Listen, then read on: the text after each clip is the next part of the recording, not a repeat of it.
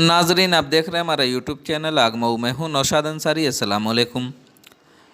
घोसी कस्बा में शहरियत तरमीम एक्ट के खिलाफ पीर के रोज़ कांग्रेस पार्टी के ज़िला सदर इंतखाब आलम की क़ियादत में ज़िला कांग्रेस कमेटी के कारकुनान घोसी तहसील पहुंचकर सदर जमहूरिया हिंद के नाम 5 नुकाती मेमोरेंडम सब डिविज़नल ऑफिसर घोसी निरंकार सिंह को पेश किया।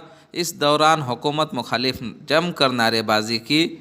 पेश किए गए मेमोरेंडम में कहा गया कि शहरियत तरमीमी एक्ट CAA 2019 और NRC को फौरी वापस लिया जाए, क्योंकि ये हिंदुस्तानी आइन के आर्टिकल 14 और 15 की खुलकर खिलाफ वर्जी है।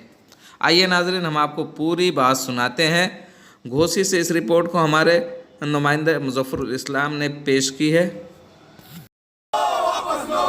जो सरकार निकम्मी है वो सरकार बदलनी है, जो सरकार निकम्मी है वो सरकार बदलनी है, जो रोजी रोटी न दे सके वो सरकार निकम्मी है, बेरोजगारी निकम्मी है वो सरकार बदलनी है। इनकलाब जिंदाबाद जिंदाबाद जिंदाबाद, कांग्रेस पार्टी जिंदाबाद जिंदाबाद जिंदाबाद, कांग्रेस पार्टी जिंदाबाद जिंदाबाद जिंदाबाद। सर, कैसा ज्ञापन दिया है लोगों ने? कांग्रेस पार्टी द्वारा NRC और जो नागरिकता संशोधन एक्ट हुए उस संदर्भ में 5 बिंदुओं पे एक ज्ञापन सौंपा है, और इस पे स्पष्ट रूप से लिखा है कि जो भी यूनिवर्सिटियों में छात्रों के उत्पीड़न हुआ है उस पर जांच कराई जाए, और नागरिकता कानून का विरोध स्वरूप इन्होंने एक ज्ञापन दिया है जो राष्ट्रपति तक पहुँचाना है। सर, किस तरह के ज्ञापन जो सौंपे हैं, किसके नाम सौंपा गया ज्ञापन? ये हम लोग महामहिम राष्ट्रपति के नाम से ज्ञापन सौंपा गया है।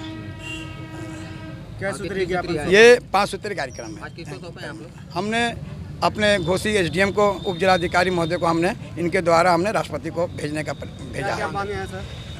प्रथम मांग तो यह है कि जो CAA लागू किया इन्होंने, मूल संविधान में हस्तक्षेप है। ये 14 और 15 पेज को जो ये कहीं ना कहीं ये कानून को तोड़ने का काम कर रही है, जबकि मूल संविधान खुद ही जो हमारे लोकतंत्र के लिए सशक्त और मजबूत संविधान है, इसको कहीं ना कहीं संघीय ढांचे में ढालने का प्रयास हो रहा है। कांग्रेस पार्टी कभी भी संघीय ढांचे को लागू इस संविधान में नहीं होने देगी। इसका हम लोग घोर विरोध करते हैं। जामिया और अलीगढ़ में जो हिंसा जी, उसको भी हमने कहा है।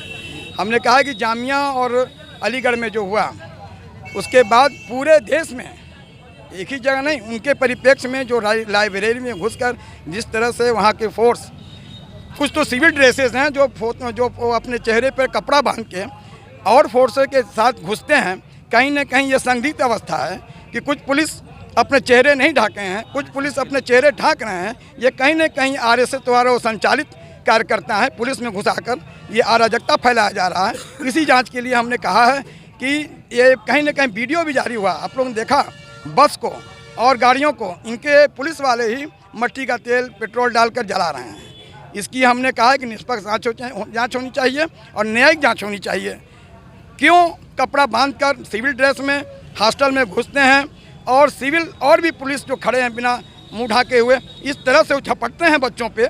लगता है कि उनको स्पेशल ट्रेनिंग दी गई है कि सिर्फ एक मुस्लिम चेहरे को देखकर झपटना, ये कहीं ना कहीं ये संचालित है अमित शाह के द्वारा। और इसको हम हिंदुस्तानी, हम कांग्रेसी और हम लोग हिंदुस्तान के जितने भी जनता है यहाँ, जिस तरह से आज़ादी मिली, इसको हम कभी भी हावी नहीं होने देंगे।